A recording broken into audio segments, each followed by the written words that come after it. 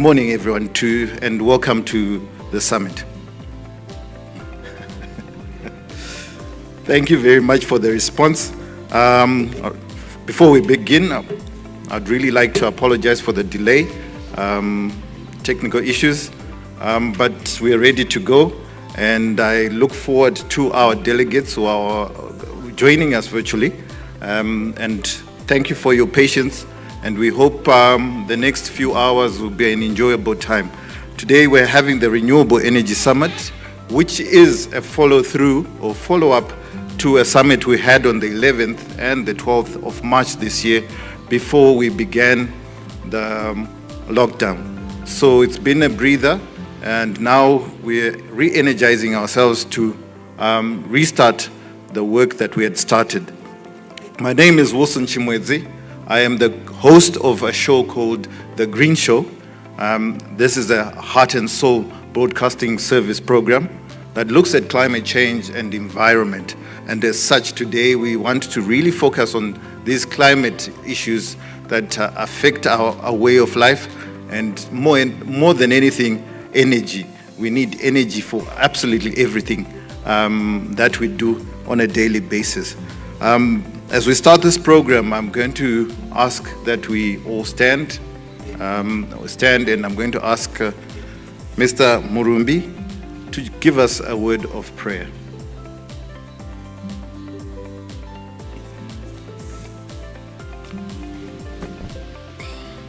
Good morning.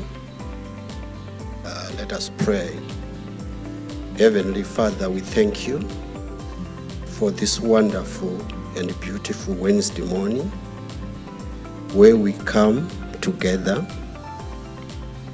for your guidance and wisdom as we gather to deliberate on the Renewable Energy Summit.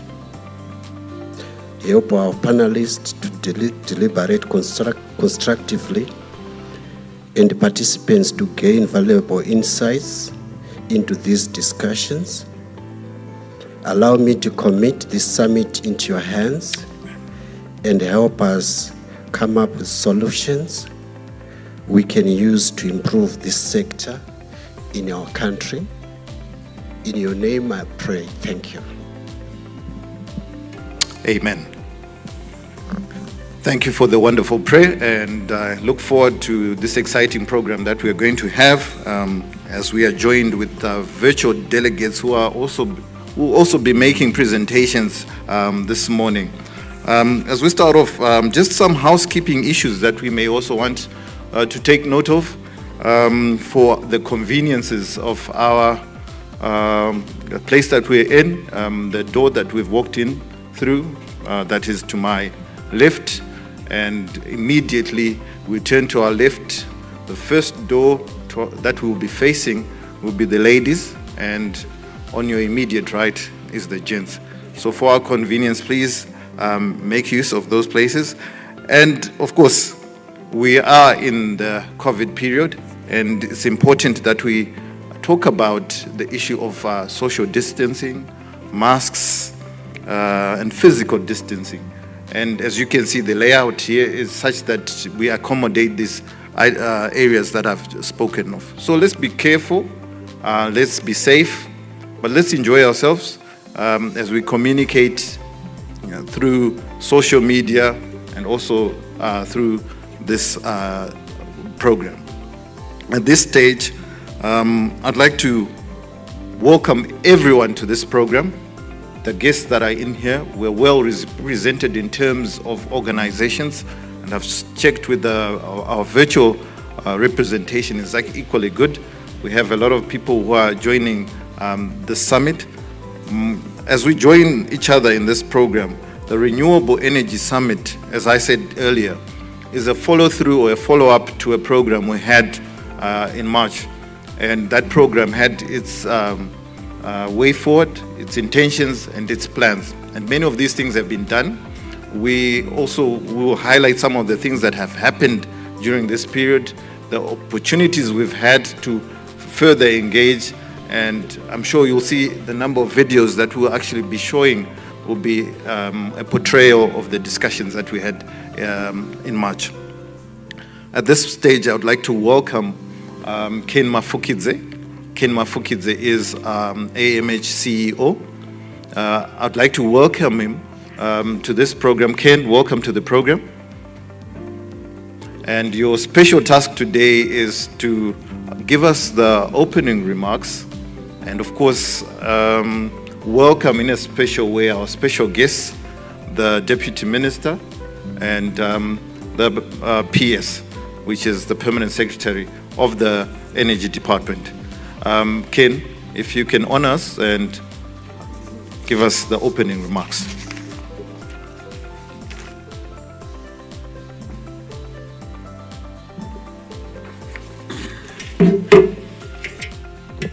Thank you very much,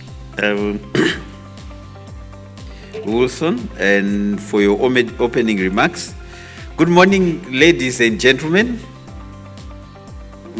It's a pleasure to be up here and have all of us having braved Corona to be out here, and my sister was happily waiting for login details in the office.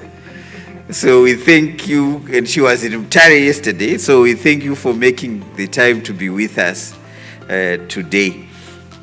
The Minister of Energy and Power Development, Honorable Soda Shemu, in absentia, we thank him for making the time to have officials here for this.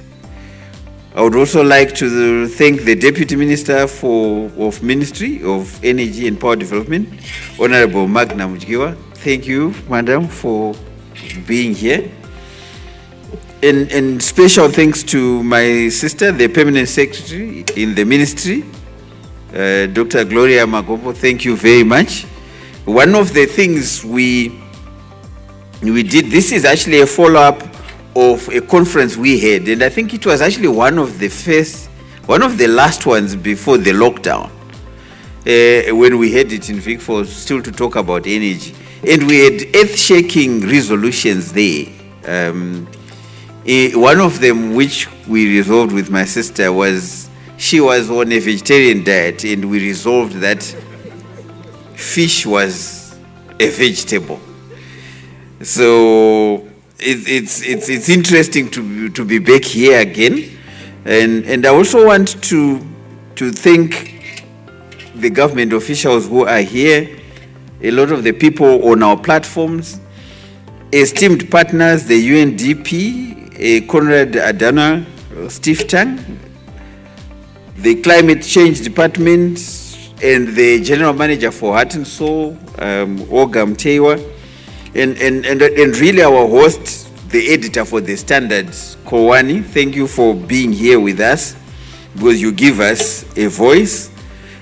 Members of the private sector, the organizing committee, and members of the media here present, we welcome you all and good morning. In March this year, Alpha Media Holdings embarked on a journey championing the mantra, the future of energy is renewable energy. This was premised on the backdrop of energy challenges in the country, the region, and indeed the whole world. The journey saw the launch of an international renewable conference in Vic Falls by the then Honorable Advocate Fortune Chassis. The conference, which we will now hold annually, is meant to bring all stakeholders, both local and international, to discuss energy issues as we try to find lasting energy solutions given the challenge. And when we conceptualize, led by the ministry, the idea is to go beyond just recognizing that we need clean energy, but to actually also identify the opportunities that lie in there. We envisage and hope for a country that is a huge industry in this sector. I think on the planet, this is one of the corners of the globe where there's great energy almost all year round. And the question before us is, how do we turn all that into an opportunity to actually create jobs and grow the economy? As we all know, energy is a key driver of the economy. We need to collectively work together in finding solutions to energy challenges. At the last International Renewable Energy Conference, we agreed with stakeholders then present to continue with the discussions, but beyond the discussions, start demonstrating tangible actions and results so that we monitor and track solutions. So with that in mind, ladies and gentlemen, it is my pleasure to welcome you. And today is one of those opportunities, despite COVID-19 pandemic, to reflect on the discussions, but build on them and hang tangible action items to those discussions. So it is my singular pleasure on behalf of Alpha Media to welcome you all and thank everyone in the room, and special thanks to the ministry for gracing us with their presence. I wish us all great deliberations as we go through the day. So that I will be called again. I want also to thank Wilson for directing these operations and for giving us this opportunity. I thank you.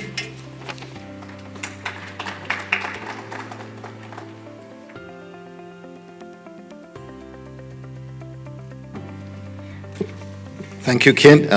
I was almost heading out, and for a simple reason that you had done a good job, but you had left out the main man. So thank you for acknowledging my presence, and thank you everyone again for being here. Just another notice that I need to advise everyone. This program is actually proudly sponsored by UNDP, United Nations Development Program, and also CAS, which is Konrad Adenauer Stiftung.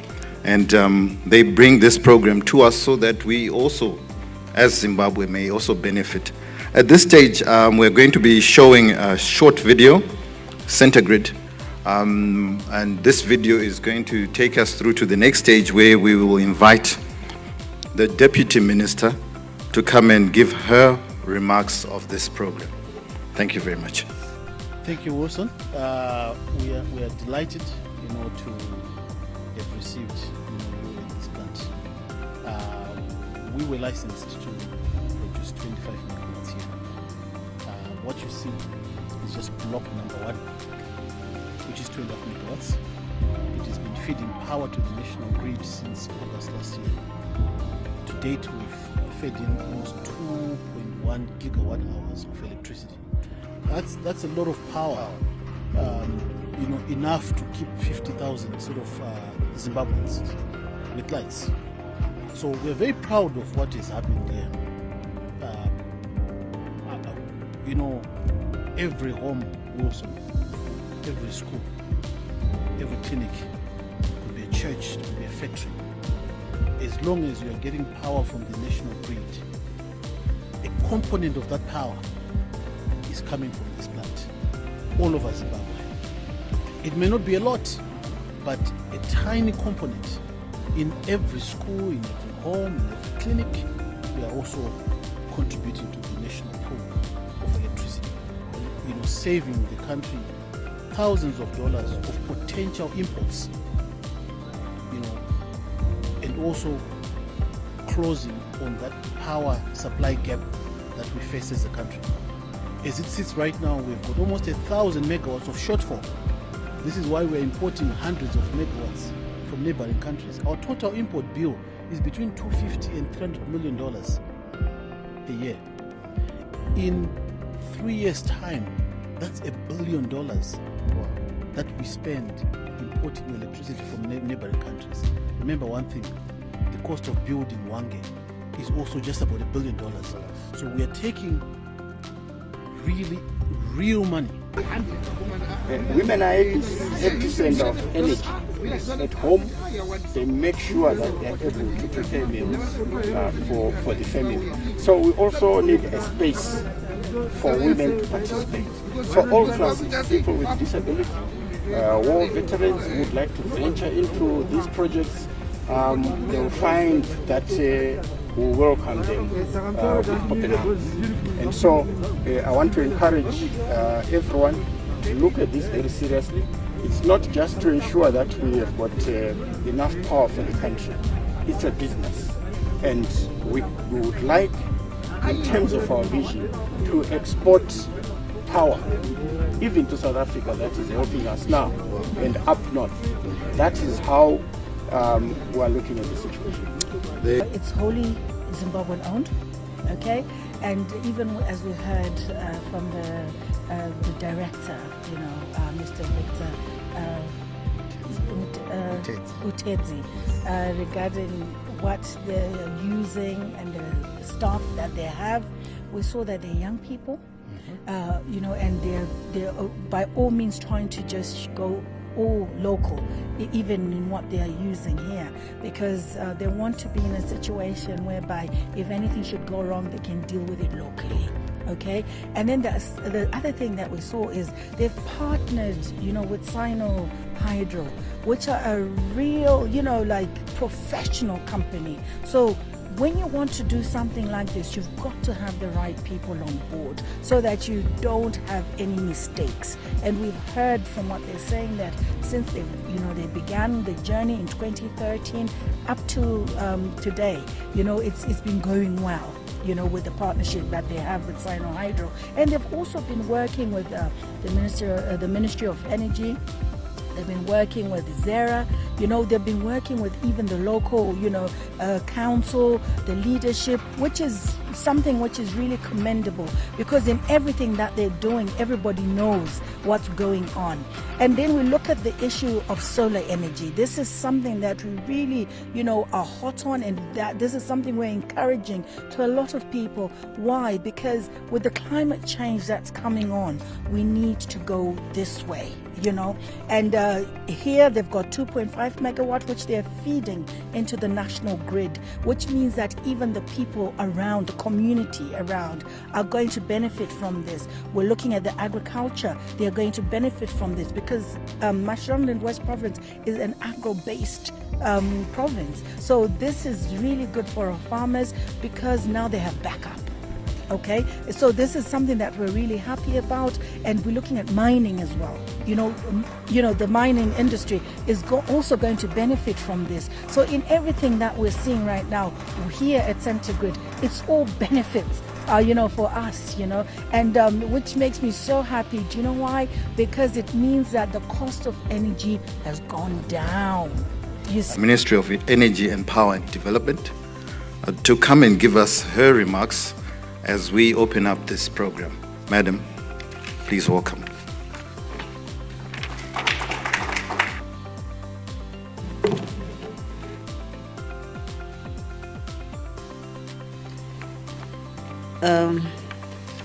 Thank you, MC, Mr. Wilson Chimwezi.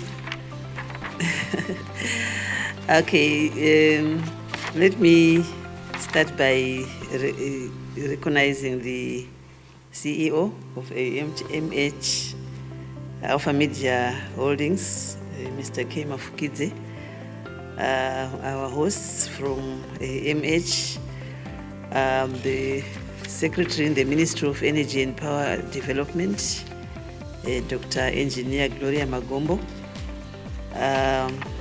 ladies and gentlemen.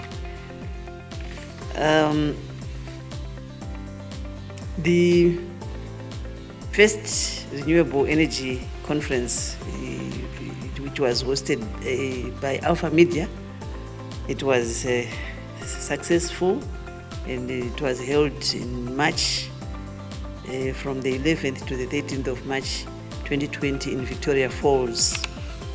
And among the dignitaries who graced the occasion were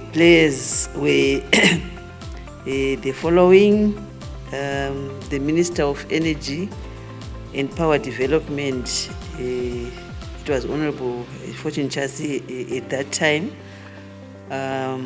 members from the diplomatic corps were there. The secretary from our ministry, Dr. Magombo, was also present. Senior government officials were there.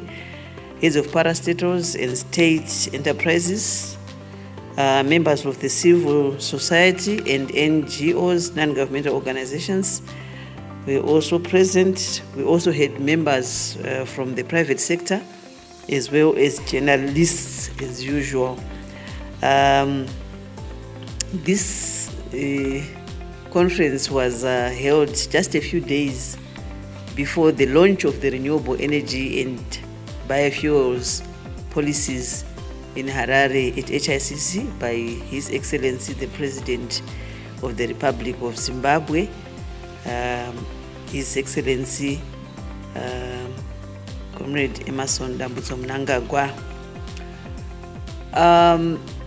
At that conference, a number of issues were raised on the renewable energy sector that were subsequently addressed by the launch of the energy policy, as I mentioned before. Today's energy systems rely heavily on fossil fuels, despite the huge potential in solar energy and other renewables, such as wind and mini hydropower. The major challenge is providing universal access to reliable, modern, affordable, and sustainable energy. How to do this is a crucial component of Africa's Agenda 2063 strategic framework for the continent's future and of global sustainable development goals. For example, to date, Africa, a continent with the richest solar resources in the world, has installed only around 5 gigawatts of solar PV, less than 1% of the global total. Solar PV would provide the cheapest source of electricity for many of the 600 million people across Africa who cannot access electricity today. The rate at which we as a continent are able to harness and unlock this transformative renewable resource remains a big challenge, which each one of you should reflect on throughout the discourse of this conference and every other conference of this nature. It is against this background that I, on behalf of the ministry and the new minister, I warmly welcome you to this International Renewable Energy Conference. Let me start to discuss on energy access. Globally, the issue of energy access is topical. The United Nations Sustainable Energy for All program, which has now been adopted as a Sustainable Development Goal number 7, has targets of universal access for all by 2030. This target has been embraced by most of the SADC countries. Zimbabwe is included. Zimbabwe currently has a national electrification rate of 42%, while electricity has reached 83% of urban households. Rural electrification rate is still around 13% as per National Energy Policy of 2012. But let me hasten to say that these figures might have gone up. I think we need to update our figures, but this is what the statistics that we have at the moment. A critical task for policymakers is to address the persistent lack of access to electricity and clean cooking, and the unreliability of electricity supply, which have acted as brakes on the continent's development and meeting the energy needs of Africa's population in full. But policymakers alone cannot shoulder the immense investment requirements necessary to ensure that the security of energy supply is guaranteed. We need to come together as bureaucrats, technocrats, investors, and private players to realize this goal of universal access to clean energy for all.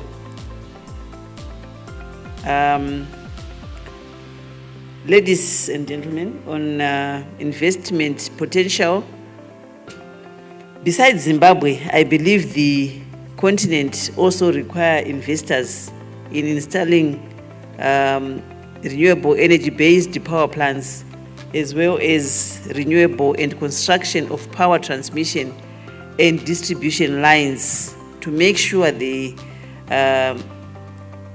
produced electricity reaches the consumers more efficiently. The transmission lines will enhance power trading between regional power pools, such as the Southern Africa Power Pool SAP. Apart from renewable energy resources, we have large deposits of lithium in the country, a key component in battery manufacturing. It is time we should explore the quantities and set up manufacturing plants for batteries in order to complete the renewable energy transition. Another energy storage technique is to use solar plants to supply power during the day and only switch to large hydropower at night when the other intermittent technologies would have dropped. Here I'm looking at our largest source of our major source of electricity being the Lake Kariba, where the water levels haven't reached the much needed live water that we need to generate electricity. So we have to really switch on to other sources of energy during the day, so that we only resort to hydropower during the night. Other areas of interest include waste to energy plants. To achieve universal access to clean and affordable energy requires innovative and out-of-the-box thinking process backed by research and development and digitalization. I am confident that the women and men in here have the will and the drive to take Africa's energy sector to greater heights. Let me touch on the renewable energy scenario. Electricity demand in Africa today is 700 terawatt hours, with the North African economies in South Africa accounting for over 70% of the total. Sub-Saharan Africa experiences the fastest economic growth to 2040, yet it only accounts for 30% of electricity consumption. That's excluding South Africa. Electricity demand more than doubles to over 1,600 terawatt hours in 2040 and reaches 2,300 terawatt hours in the Africa case, with most of the additional demand stemming from productive uses and emerging middle and higher income households. Renewables play a leading role in meeting this demand. In the Africa case, solar PV deployment averages almost 15 gigawatts a year, reaching 320 gigawatts in 2040, overtaking hydropower and natural gas to become the largest electricity source in Africa in terms of installed capacity. Wind also expands rapidly in several countries that benefit from high quality wind resources, most notably Ethiopia, Kenya, Senegal, and South Africa, while Kenya is also at the forefront of geothermal deployment. To date, Africa has installed only a fraction of the global total. However, Africa's vast renewable resources and falling technology costs drive double-digit growth in deployment of utility-scale and distributed solar photovoltaics and other renewables across the continent. Let us embrace disruptive technologies in the energy sector. Talking of game changers in the energy sector, net metering is one of them, as well as electric vehicles, commonly referred to as e-mobility. Predictions are that by 2040, e-mobiles will be dominating the world. The other game changer is the dual box, which is a portable power unit which provides solar, wind, battery, and hydrogen power. The green hydrogen economy will see hydrogen playing a big role in the energy space through use of renewable energy to convert water to oxygen and hydrogen. Renewable energy is one area which is close to my heart, for I have seen what off-grid solar systems and biogas plants can do in rural communities, industries, institutions, commercial and urban settings. Internationally, there has been one, reduction in cost of technology, two, use of auctions in countries like South Africa and Zambia led to reduction in tariffs, and thirdly, need for competitive procurement. My ministry has since put in place the renewable energy and biofuel policies. The two policies offer a variety of incentives to potential investors in the renewable energy sector. I am also happy to share that solar projects are being commissioned, as well as mini hydro projects. Recently, we've been all over commissioning projects in the rural areas by RIA. Through the Rural Electrification Fund, domestic and institutional biogas digesters are being installed with a target of 8,000 domestic biogas digesters by 2030, as set in renewable in the National Renewable Energy Policy. Zimbabwe also has potential in wind and geothermal resources which are yet to be exploited. Sustainable blending ratios and promotion of biofuel products have seen the country making some foreign currency savings through displacement while ensuring security of supply. Ladies and gentlemen, on conference expectations, let me say in our interactions, the objective is for us to understand the value that can be derived from renewable energy. Let us discuss on ways of harnessing renewable energy, inclusive and applicable energy policy, innovation and technology on renewable energy, so as to establish impediments on power projects, implementation, and address them.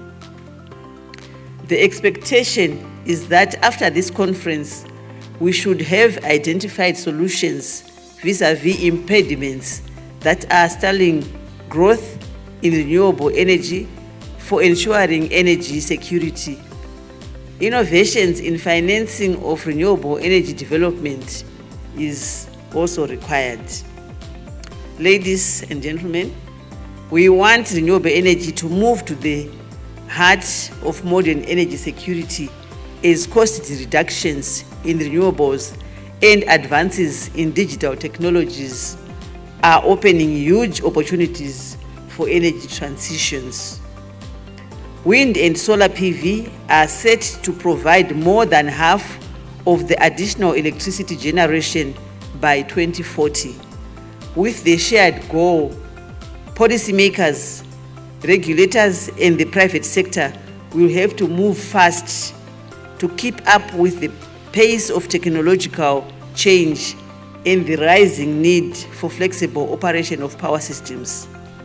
While the country is embarking on large thermals and hydro projects, the future of energy is digitalization, decarbonization, and decentralization. On that note, ladies and gentlemen, I would like to thank you. Tatenda Siyabonga.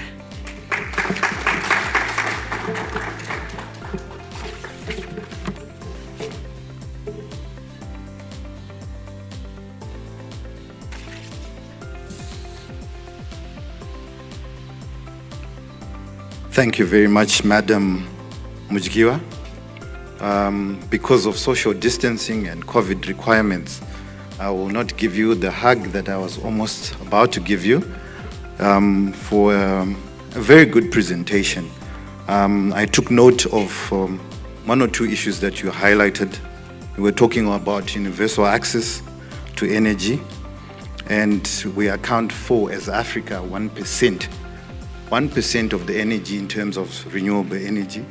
And we were looking at the fact that we actually have the largest sources of renewable energy in the world. And there's a big number that you mentioned. It said 700 terawatts. We as Africa account 30% of that. And of course, we need to explore lithium in Zimbabwe as the growth opportunities as we see them. There are also a number of expectations that you also looked at, and you also looked at value from renewable energy. You looked at inclusivity in terms of energy supply. You looked at innovations, which will be the hub and the driving force for energy in Africa. And of course, it is important for us to check the impediments related to energy. Thank you very much, Madam, and we'll also take time to reflect on your submissions and hope that at the end of the day, the expectations are met. At this stage, I want to welcome and to the podium and ask Dr. Gloria Magombo, Minister of Energy and Power Development, Permanent Secretary, to come and address us as a follow-through to the great work we had in March. And I know, I was going to say this and I think I'll say it now, the future of energy is renewable energy. That was our theme. And I'm just realizing something interesting here. The future of energy is women. And the women who are addressing us, who are addressing energy in Zimbabwe are women. So thank you very much, Madam, for coming. And at this stage, I would like to ask you to come through and make your remarks.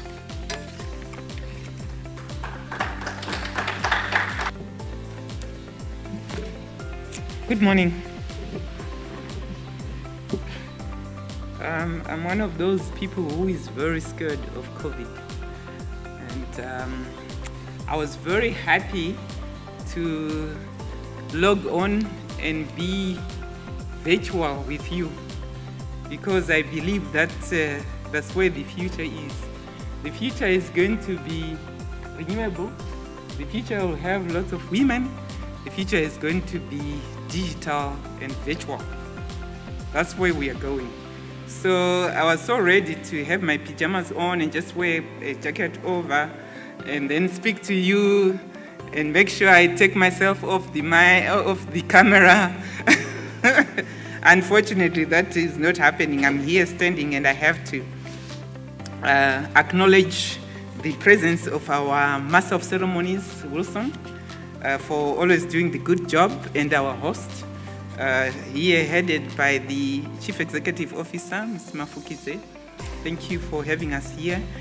And I would like to now do the proper protocol list, which speaks to my principles. I would like to acknowledge our Honorable Minister, the Minister of Energy and Power Development, Honorable Jem Soda, who is not here with us, but is well represented by his Deputy Minister of Energy and Power Development, who is Honorable Magnam Chikiwa. I would like to acknowledge all senior government officials here present.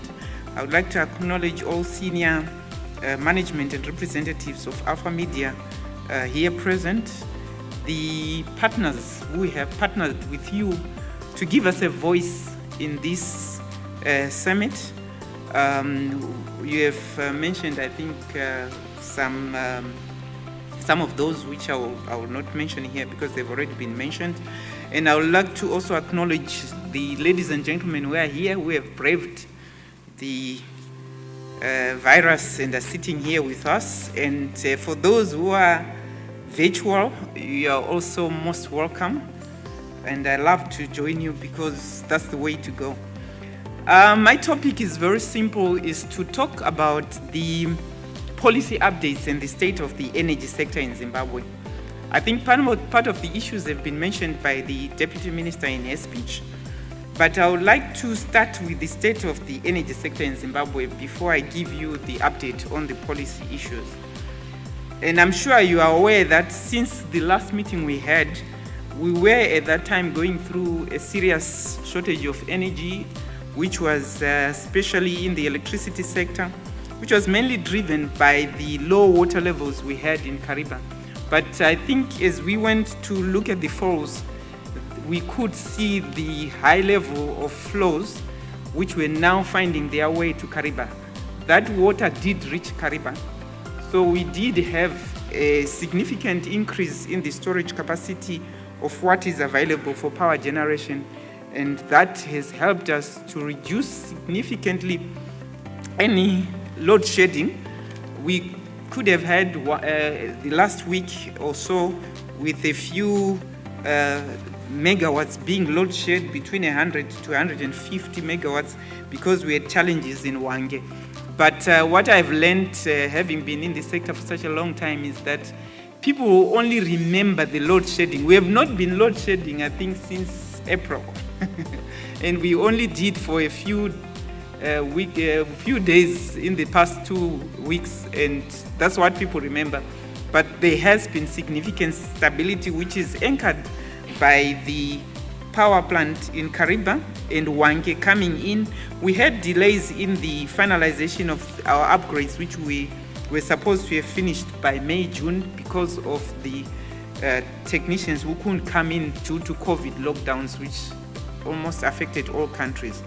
So we are happy to say that we are back online in Wange, and Kariba is also producing. Our small plants are also in, and we are also having power from our local IPPs, getting up to about 10 megawatts from those mainly producing renewable energy.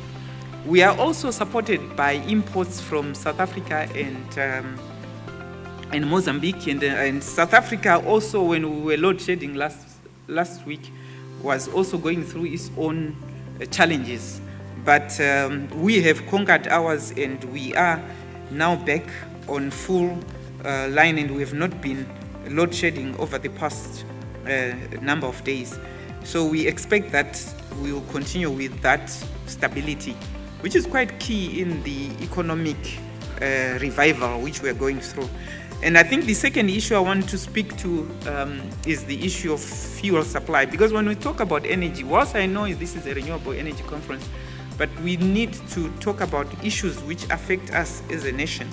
And the other side is that of fuel supply. And I'm sure all of you would agree with me that there has been a great improvement in the supply, which was through a strategy which we adopted when we went back to multi-currency, where we increased the number of direct fuel imports into the country, which are now available even for domestic. Initially, we had done a statutory instrument which was going to look at our guest of state and also large mining exporting companies. But we also recognize that there's free funds which are there now, and we are able to trade again in the US dollar. So if you drive into any service station, you will find fuel now. All you need is just to have your money with you and buy what you can afford and what you really need for us to be able to move forward as an economy. And that has brought in a lot of stability as well. And as government, we will continue to find ways of ensuring that our energy resources remain available and are in stable supply. Gas is one of the areas where we are moving people to say that for those who are cooking and heating, we will prefer that people move towards gas so that we optimize the use of our power, mainly to drive our major economic sectors, which is agriculture through irrigation, mining and industry. So for cooking at home, we still encourage you to use gas, and that is also quite available.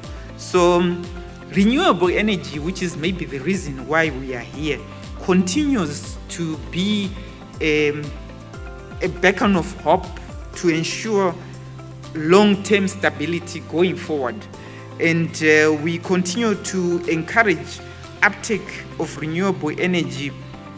And with the challenges we had last year, it became one of the best opportunities for us to see the change of attitude, not just by individuals in their homes putting up solar home systems, but also industry and mining sector also working towards developing their own power plants for own consumption. And to that effect, we have significant installations which have been put in place by private sector to provide their own power. And I'm looking at the likes of Schweppes, Econet, Kadenga, Nottingham Estates, SARS in their own building. They have put up a system which is able to supply them what they require.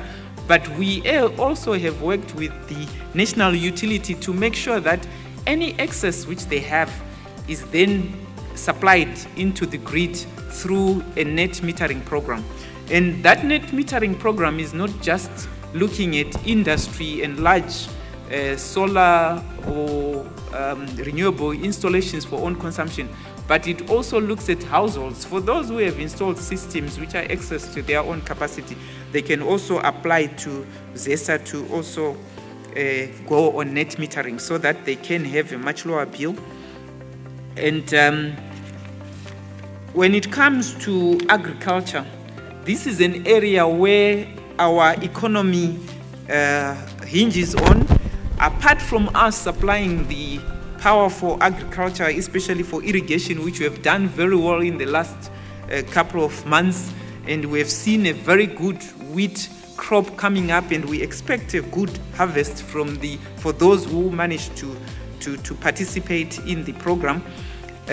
We also want to see more solar water pumping systems coming up so that we become much more sustainable. We want to also see more solar dryers as part of the value addition to those who are doing horticulture.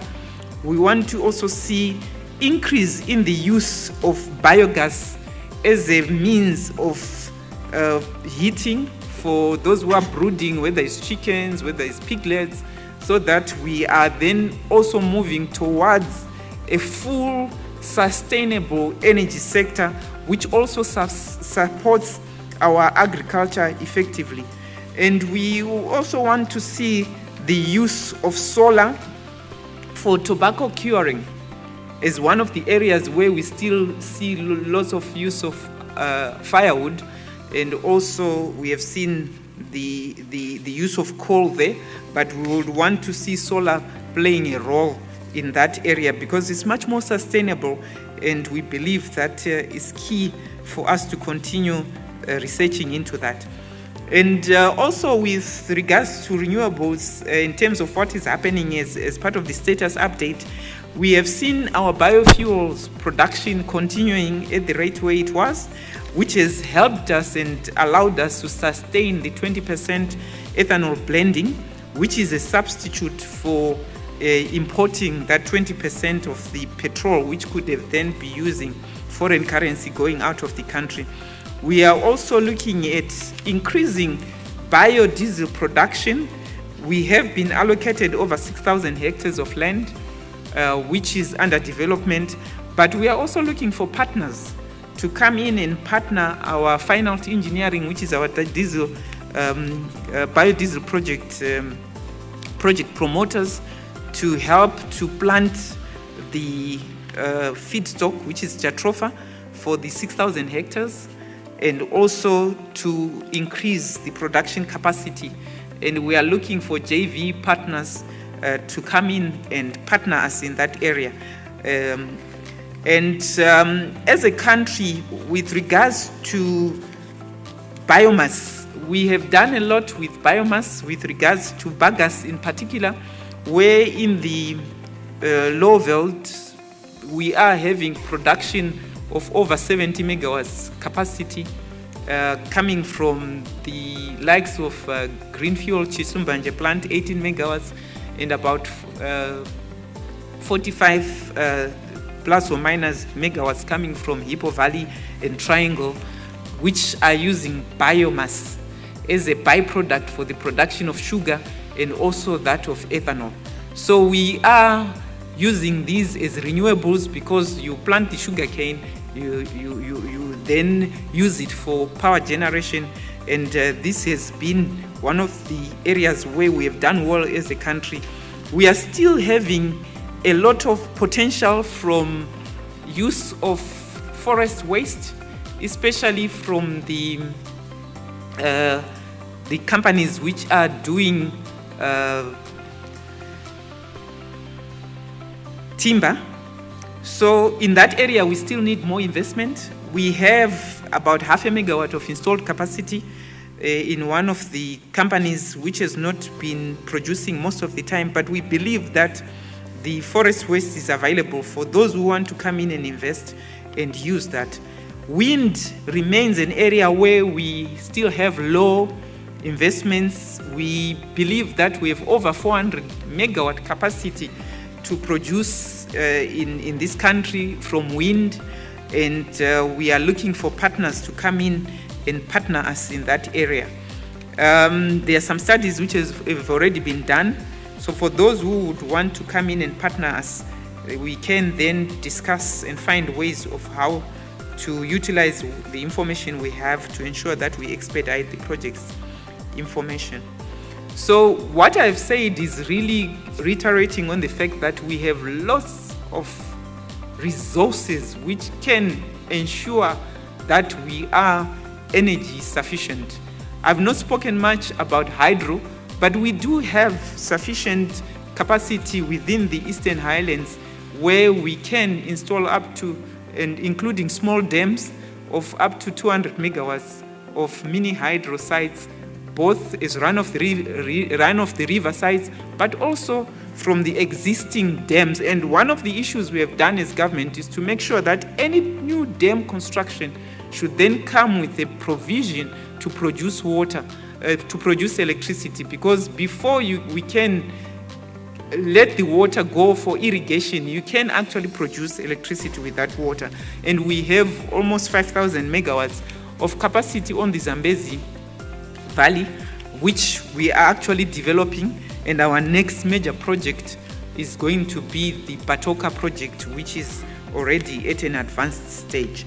So I would like to then say, how do we accelerate the conversion of all these resources into usable energy, which we all want for lighting, heating, and driving our industries and mines and also agriculture? We have a policy framework which we have always had as a country, and we have a national energy policy of 2012. I have copies of those policy documents. I'm afraid I left them on my desk. Mr.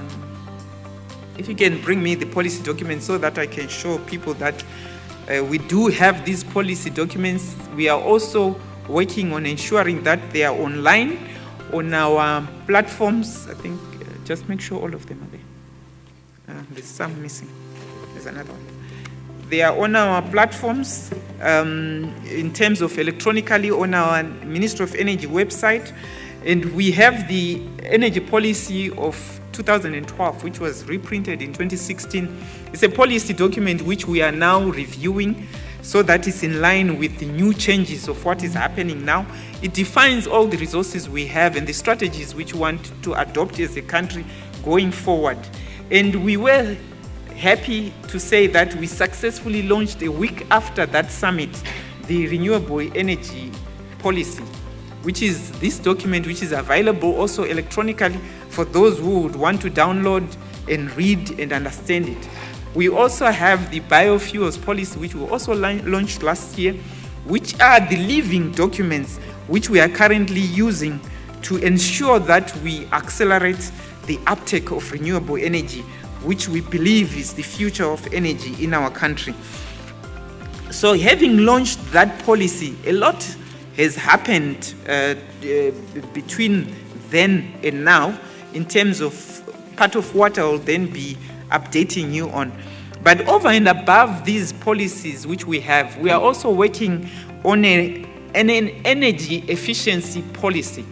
We believe that as part of the vision of our nation where we want to be a middle-income economy by 2030, we will also want to meet one of the SDGs, which is that of energy, universal access to energy by 2030. And for us to meet that universal access, one of the key subs of that SDG is to ensure that we double the amount of renewable energy, and we also double our efforts towards making ourselves more efficient. And we are happy to say that we have managed to get a sponsor who will work with us to make sure that we do develop the energy efficiency policy, which is key to ensure that we optimize the use of the energy which we have. And I would like to then take you through some of the progress which we have had in the implementation of the policies. First and foremost, one of the issues which we have been working on, before I move on to the progress on the renewable energy policy implementation, I was, the CEO said that I was away. I was in Mtare from Sunday, Monday, and yesterday. We are part of a group which is working on the development of the National Development Strategy for 2021 to 2025. This is the precursor for, which is the main strategy document which we have after the Transition Stabilization Program. And we have various thematic groups. There are about 14 of them, but I'll just mention but a few to say that some of them include macroeconomic stability. We will be dealing with macroeconomic stability. Digital economy is one of those. There's one which is going to deal with issues of governance. But the one I want to talk about is the one which is where we are, which deals with transport infrastructure and utilities. That program is basically looking at what will be the strategic thrust for the next 5 years to ensure that we meet our targets as a nation in terms of being a middle-income economy by 2030. And I think one of the examples which were given during the meeting which we had, and this is our second stakeholder consultation in which we had not just government people and parastatals, but we also had private sector participation in this workshop so that we moved together with the private sector. We were asking what is it they expect to see in that strategy document, which will then allow them to play the critical part of that, ensuring that the renewable energy is actually the implementation of the renewable energy projects. And we had a good discussion on that. And I'm happy that we are having this summit today, because whatever issues which will come up from this summit, we will then also incorporate them into the stakeholder consultations which we are having now, so that they are incorporated as inputs into the development of this strategy. And thank you so much for timely doing this, because it will then feed into that strategy development. And when it comes to the actual progress itself, we have various policy provisions to ensure that we enforce the renewable energy targets. And we have been working on a matrix which has both representatives of the private sector and also of government utilities and the ministry, where we have come up with various statutory instruments which are critical for us to implement these. And we have reviewed some of these instruments, like the net metering one, where we are changing the threshold, especially the upper threshold, where we had put the threshold of 100 kilowatts. We are now moving it to 5 megawatts, so that anyone who has an own consumption solar plant which they've installed, they can supply to the grid and net meter up to about 5 megawatts. And it came up as one of the issues which was raised in our last conference. So we have already put in that statutory instrument, which is now currently under review, to make sure that we then ensure and encourage those who have already invested to provide. We already have and been working with the provision of incentives for promoting the renewable energy projects. And some of these incentives include duty exemptions for solar PV and batteries, especially lithium batteries, which we have added on. Initially, it was just for the PV, the inverters, cables, and excluding batteries, because there were local producers of batteries who said that they can supply those batteries. But we have added lithium batteries, and I think from the speech from the Deputy Minister, we would want lithium production of batteries to be done locally. We have national project status for renewable energy projects. We are giving a corporate tax holiday for the first 5 years for the generation projects, and that is through the Financial Act amendment. And we have also the net metering regulations. We have now also been working with IBDZ to provide for project preparation funding, and we also providing for the prescribed asset status for renewable energy projects. And we are working on the reduction of licensing fees for most of these projects, and also on the improvement of response times for application for licenses, for support letters, for prescribed assets.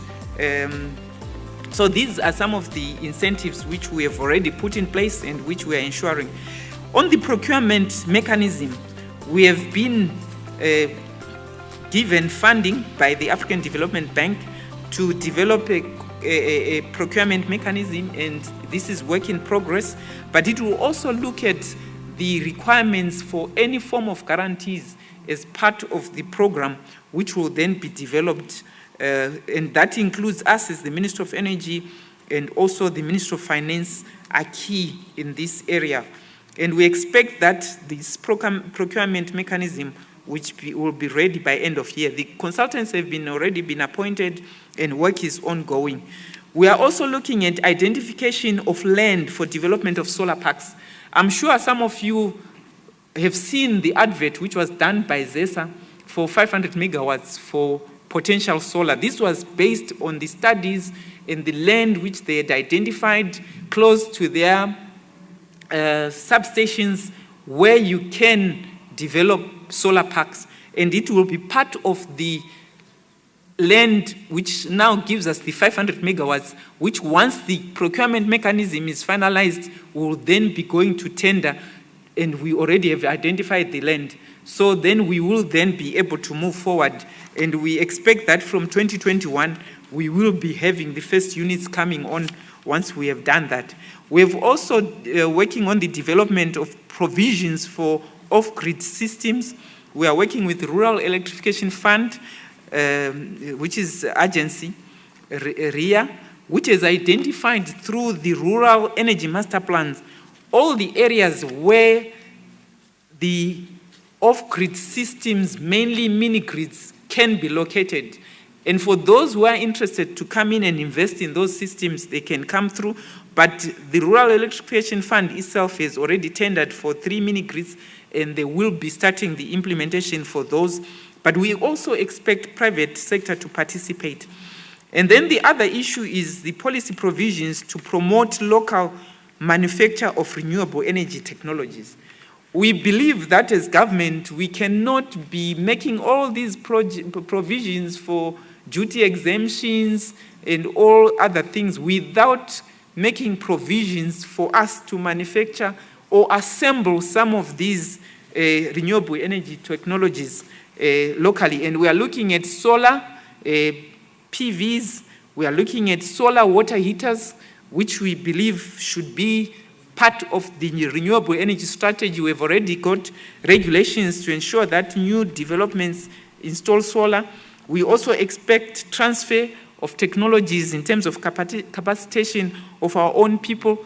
And we are not looking at just job provisions, but we are also looking at skills transfer so that we can at least be able to do that on our own. And we also want to look at the potential for local content in terms of what can be done, which can be used in local materials. And it's important that we do this. Before I close, I would like to add on to say that whilst we are doing all these projects, we have other additional projects which government has already embarked on as part of the strategy to ensure energy security going towards 2030. I just want to indicate that we have moved quite well on the Wange project. We did encounter a few challenges after the delays which were caused by the COVID shutdown, but we are now in the process of catching up, and we have come up with a program in terms of how we may ensure that by next year we'll have the first unit for 300 megawatts coming in, which will be part of enhancing that. We are also doing a lot of work on the new projects, which is the Batoka project. Negotiations are in progress. And with the Wange project, we expect that by the end of this year, we will be having over 3,000 jobs just on that new project of the construction being added on to the economy. And we also have Batoka, which negotiations are ongoing. And as a country, we have already identified the land which has now been allocated to the project. And we expect this project that when it starts moving, it will have impact of over 20,000 people, both for both Zambia and Zimbabwe, where the project will be developed as two mirror projects across the gorge. So, and from the current renewable energy projects which we are doing, we have about 55 megawatts of grid-tied independent power producers. We are currently under construction, and these include the Harawa Solar, which is, they were expecting that if there was no delays related to COVID, they would have at least commissioned the first phase by last month. But I think they've moved now their target to say by end of this month, they should have the first phase of 5 to 10 megawatts online. We have Sol Gas as well, the 5 megawatts in Crossmabale in Wange. They've almost finished. They are now working on the line for connectivity. And we have also another plant which is being developed by Power Ventures, 25 megawatts. 3 megawatts of that in terms of materials has already been received in the country. And then we have Rickshaw Solar, which is 5 megawatts in Gwanda, and that is also under construction. So we have a lot of projects which are under construction at the moment, and we have over 1,000 jobs which have been created by these projects. So, Chair, just to close, I've spoken to a lot of issues, but we still have challenges, obviously, as a sector. And that major challenge which we have continued to speak about is that of vandalism of our infrastructure. We really need to work together, not just government and its parastatals and state security organs, to protect our infrastructure. Wherever you are around your place, please protect your infrastructure, because we are having to continuously replace transformers which should be on the system for over 25 years, but they are replaced every so many weeks, because some which would have just been replaced are then vandalized again. So let's help to work together to protect our infrastructure. There's a lot of of work we are putting in to do that. We're still working towards a cost-reflective tariff. It is key for our investors to come in, and we will be continue to ensure that our utility is viable. And these are some of the strategies which we are working on and adopting going forward. The COVID pandemic has come up with a new way of doing business, and electricity will be critical for us to work from home, to be able to do virtual conferences. And for us, we strongly believe that renewables will play a key part in ensuring that the new way of doing business is achieved, and we are working with the providers of ICTs to ensure that we strengthen our networks to make them possible for us to hold conferences without having to log on and off like I did last week when I was trying to make a presentation. So with these remarks, Chair, I would like to stop here and thank you for allowing us to come and give you this update. Thank you. Madam, thank you very much. Before you come down, I would like you to go back and maybe entertain a number of questions.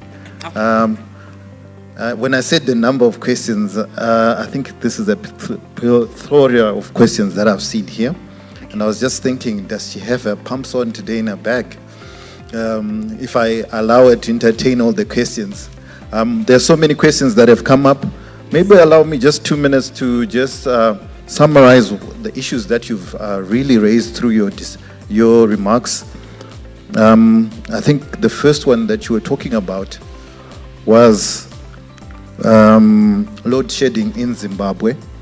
And I like the statement she just put out. She says, we have conquered our challenge. And you know, I think you noticed when I said women leading, the words that they use, very strong words, and we can see it. These challenges are not as much as we expected them to be. And then she also touched on renewable energy, the best opportunities that we have. She touched on green zones.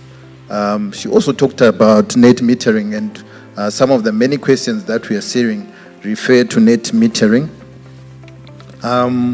Ethanol substitutions, biodiesel, capacity development, acceleration of initiatives via the policy documents, and I think I'm also going to get a copy of the policy. And then, of course, energy efficiency, which is a very critical issue. Leave no one behind. That's the mantra of United Nations SDG, and that's 2030 agenda. She touched on that. And of course, incentives. What are the incentives that will drive what is happening? And of course, there are a lot of projects. Thank you for the updates. I've seen you've really updated us on the activities that are taking place around the nation. And if somebody wasn't sure that something is happening, you've awakened us to that knowledge that, you know, we might be sitting in our homes and thinking that COVID will go away and we'll then start our business. But people are doing a lot of work. Now, maybe just to give you one question, if in our audience there's anyone with one or two questions that they would like to present to her, feel free to just raise your hand up, and I'll ask Olga to just assist us with a roving mic here. I have one here. The first question that I need to that I'll share with you is, it's not a question though.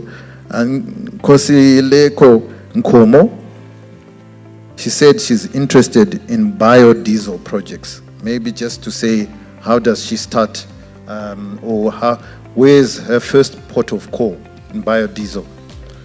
Number two question, incentives in renewable energy. Why is net metering the best policy instead of incentives like feed-in tariffs? So I'll allow you to take those two questions. Just checking in our audience, if there's anyone who'd like to pose a question at this stage. Thank you very much. If there's none, I'll ask you to take that question, and I'll probably give you a third question after the two. Thank you very much. Thank you. The first question is to say biodiesel. At the moment, as a country, we have a biodiesel project which has gone through a lot of research and development. And the major feedstock which we want to use is that of jatropha. Why jatropha? Because jatropha does not compete with food. The other feedstock could be soybean, but soybean also is used for cooking oil, so it competes with the food security issues. So we have identified not just government having that 6,000 hectare farm which has been given to Fine Art Engineering to develop, but we also want private sector partners to come in and partner Fine Art Engineering. But for those who want to do biodiesel plants themselves, they can look at what they want to use, because with biodiesel, there's various feedstocks you can use. So they can come up to us and tell us what is their interest in the area and what assistance they might need from government. And just like there was an allocation for land for our own Fine Art Engineering, they can also then identify land like the 6,000 hectares is in Nyakadecha in Mudzi. So those are some of the areas where maybe maize does not do very well, but when you put jatropha, you can have then so they can come to us and tell us what is their interest, or if they want to come and partner with Fine Art Engineering through a PPP, they can also check. We can give them all the documentation and what they require to understand what it takes to be in joint venture with the government companies. A government company. There is some joint venture act which is there, and we'll give them all the information. So they can contact us. We'll give them our contact details so that they can contact us, and we will then take it up from there. On the incentives, if you look at the renewable energy policy, one of the incentives for very small projects remains the feed-in tariff for very small projects, which are then identified by individuals, and we have the regulator as part of the upgrade now reviewing their feed-in tariffs. The last tariffs they did were in 2018, and there's need to update them in line with the new developments and prices which are in the market now. So that is being done. So it's one of the mechanisms which has been accepted through the policy to use for small projects. But for other projects which are really mainly for net metering, we're looking at people who have their own projects for own consumption, but they have that excess, and then they can give it to the grid. But a policy is a live document, and depending on what response we get, if feed-in tariff is the way they want to go, we will then together develop that to make sure that it gives us that impetus to get more people to participate.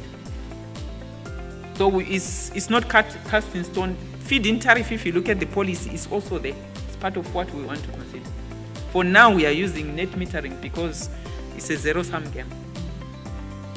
Thank you very much for that input. And I think the issue of policy, we need to read the policy and understand what it's saying.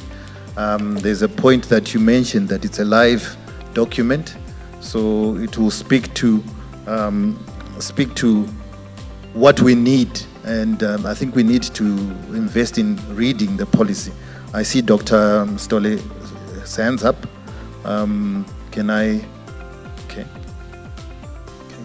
While you're getting there, I'll just read this question from Daisy Mkarakati. Great presentation. How far are we going engaging our ZIM professionals and ZIM potential investors, starting from the NDS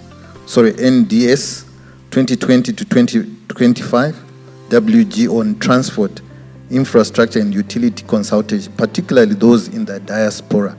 So there's Daisy.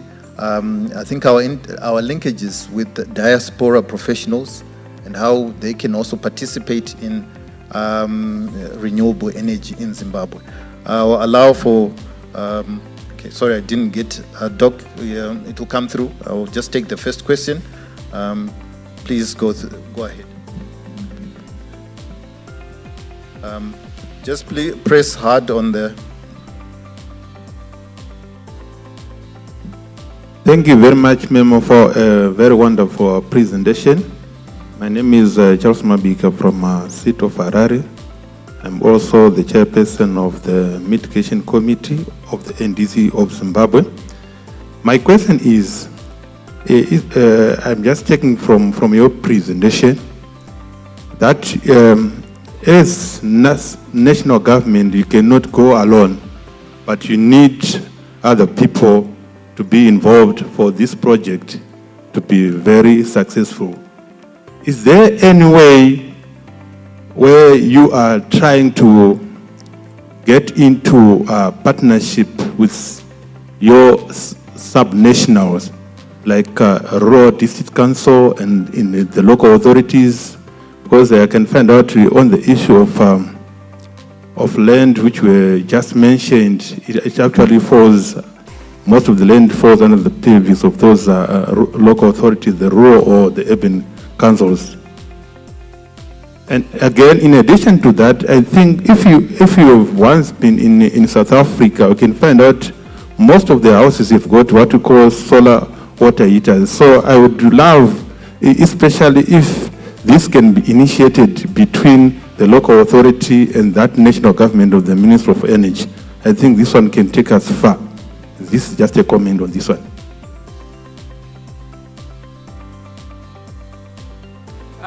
Thank you. I think the 500 megawatts which ZESA was advertising to say they've identified land, they've been working with the local authorities. They've actually had to meet with them, agree, get that land identified through the local authorities. So that work is hand in glove with the local authorities. And I also think the local authorities, now that you're from the city of Harare, you are one of my biggest disappointment, because you are one of the local authorities which has a lot of waste, which needs to be harnessed for waste to energy projects. I think you've gone to tender a number of times and nothing has really come out of that. But we believe that over and above the solar systems which we're talking about, maybe it's an opportunity which I didn't even speak to. There's waste to energy opportunity from two places with regards to local authorities. One is from the waste itself, and in terms of paper waste and all this other food and other biodegradable waste. But there's the other one from sewer systems. We need you to activate all your biodigesters and use them to produce biogas, which you can even drive generators to produce electricity. So there is a lot of opportunity which will also help you to clean the environment. And we have a lot of people who are interested in doing waste to energy projects. We can speak to you outside this meeting so that we can find a way of breaking this impasse to say what is it which is a challenge to you as local authorities, to why you can't let go of the waste so that people can use it for waste to energy projects. And we would like to also see you finding ways of improving the waste management in making sure that we have landfills, which will then allow us to harness methane gas, and we can also use it for power generation. So those are the opportunities which are there. We just need to sit together and we speak to those issues. And then on the solar water heating, a program was launched 2 years ago. We already have a statutory instrument which we had to work together with the Ministry of Local Government to say that as you work as local authorities, it's one of the statutory instruments which we should ensure that is adhered to, so that all new development use solar water heating instead of electric geysers, because they will help us to reduce the demand on the systems, especially by household. So that is already there. We'll give you the reference for the solar water heating regulations. And we have some companies here locally like Traeger Industries. They're actually producing solar water heaters locally, which can be available we, at the time we launched the program, we were also trying to come up with a financing mechanism where households can work with some banks. I remember ZB was one of the banks which wanted to come on board so that they can advance the money for the procurement of the heaters. Then it's recovered through the water, the tariff. For as they reduce up ZESA, then they can pay back part of the cost of their water, solar water heating. So it's happening. Let's talk more. And I think these are the opportunities which actually help us to pass this message. And then for the Zim professionals, and I think I'm just going to repeat what I said, that this platform becomes one of the ways of them giving us their inputs. But when we were meeting for the last 2 days, we had professionals, we had private sector also being part of that meeting. But we will be going through to the next stage of the consultations, and I think we will need to discuss more with them and see how we can create a platform for their inputs.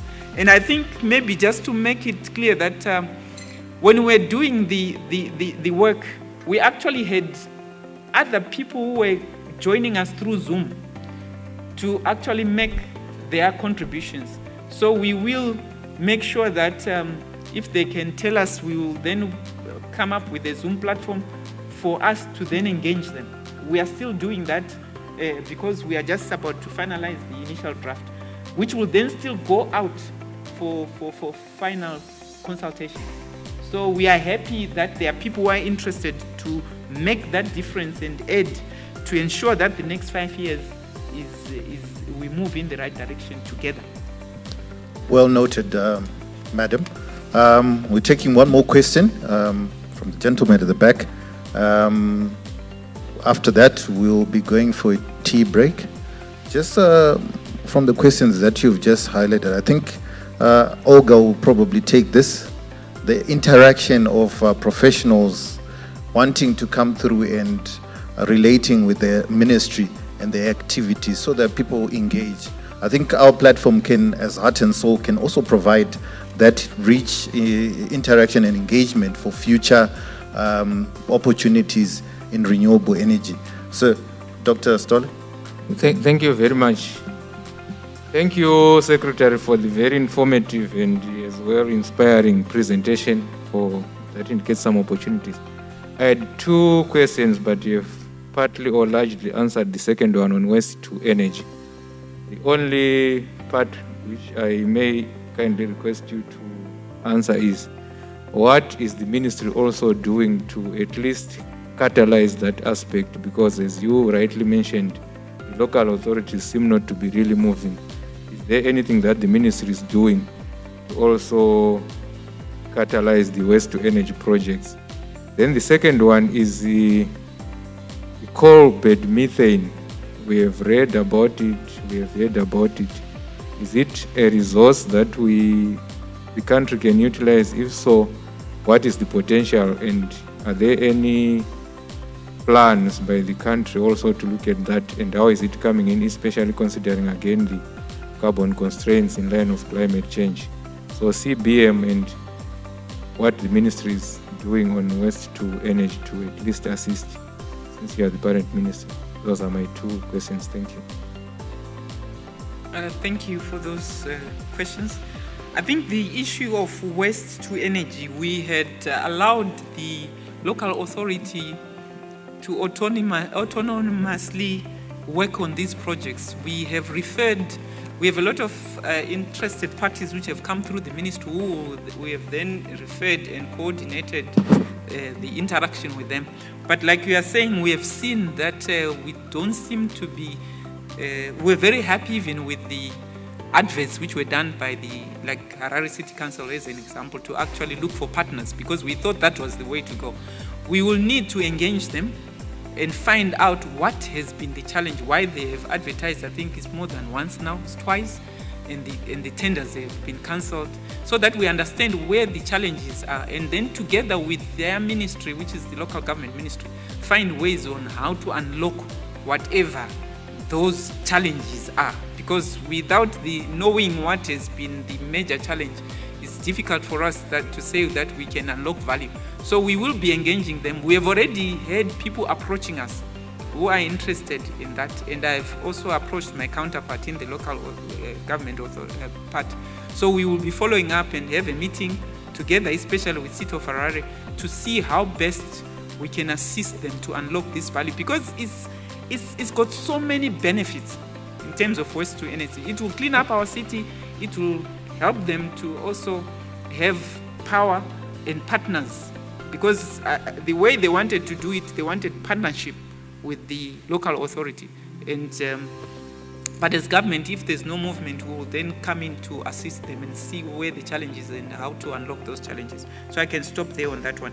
And then on the CBM, yes, CBM is one of the areas where we want to have as an energy resource. But if you remember, CBM is not just an energy resource, it is other petrochemical byproducts which can come. The issue of production of fertilizers is key in that area. Ministry of Mines at the moment are running with that, because whilst the mineral or the resource is underground, it falls under the Ministry of Mines. So there are various initiatives which we are working together when it comes to the implementation of the $12 billion strategic plan from the Ministry of Mines, because most of that will be driven by the energy minerals. So there's a program for CBM under that, and we will be engaging them to see what else we need. But we are working together now to develop a hydrocarbons policy, because we felt that maybe in the absence of that, it's difficult to then exploit these resources effectively. So we are working together. They are leading that. They've already started recruitment of the various directors which will be heading those departments, and then we will be interacting. And as energy, we've been even involved in assisting them to do that. So we are working together very closely with Ministry of Mines to then come up with a hydrocarbons policy. And with that hydrocarbon policy, it will also deal with issues of Mzarabani as well, which we didn't talk about, because there could be natural gas there and oil. So those are the issues which I didn't speak to, but they are actually being attended to. We are in consultation with even the developers who are dealing with the Mzarabani one, so that we find ways of how to expedite it and facilitate the quick extraction of that. So there's lots of CBM, but what has been lacking previously has been the funding for the quantification and drilling of these boreholes. So for drilling for resource quantification. And I think now we, as part of this hydrocarbons policy, we'll see how the exploration bit will be handled and what type of funding is required for that. Thank you very much on that note. There's a burning issue that I think this one's a very quick one. We have Newton, Tom, just asking in terms of the policy document that you've just alluded to, the one that you were just showing us.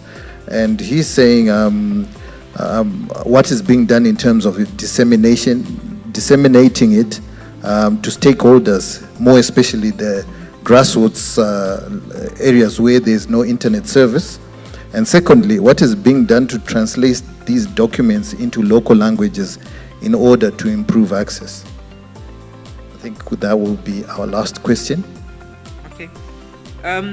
We will be obviously translating these into local languages. We've actually done some abridged versions which we thought would be easier to read. There's a summarized version there, which I can show you. We will be translating those into local languages. We're just looking for funding for some of those. It's here. Yeah. We have these small ones, which are abridged versions. They pick up the key issues. We will definitely be translating them. And when we did the launch, we invited not just the professionals and big institutions, but we were looking at also local authorities. We have been working with NGOs who were part of the process of development of this project, of these policies, who were helping us to reach out to more people. So in our work, which we continue to do in the communities, we are always carrying these. So unfortunately, every year we participate not just in trade fairs but we go to rural agricultural shows, district shows, where these are disseminated and given to those who don't have internet access. Unfortunately, because of COVID, we have not been able to do that. But as a ministry, we have a program to go to those communities. And then we also have representation in the provinces. We have representation in Bulawayo, which takes care of Mat South, Mat North, and Midlands Province. And then we have an office which is in Masvingo, which deals with Mtare and Masvingo provinces. And then we have the Mashonaland provinces office, which is here in Harare. We have now resourced them so that once the threat of COVID is over, we have provided them with the necessary tools for them to participate and travel. Or some of the issues we had initially were vehicles. They now have the vehicles in all the provinces, so that they can be able to travel and participate. They do participate in the provincial development committees, where they put in they have their inputs there. So we will do more, but we believe that it's not just government's role only. We also work with the utilities, so that wherever they are, we also make available some of these documents. We also work with the regulator, whose role also is for awareness campaigns. I think we will look for funding to see whether we can do radio programs.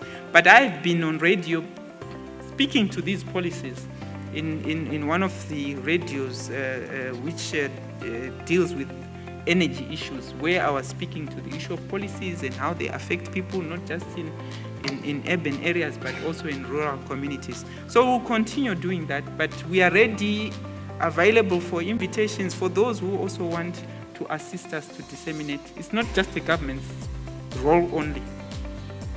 Thank you very much, Madam. And I'm extending my invitation to the Green Show, so you could also have an opportunity to explain these issues on one of our programs throughout the week. At this stage, would like to really thank Madam Magombe for a good work, and I'm sure we all agree. Maybe a round of applause for her as she comes down.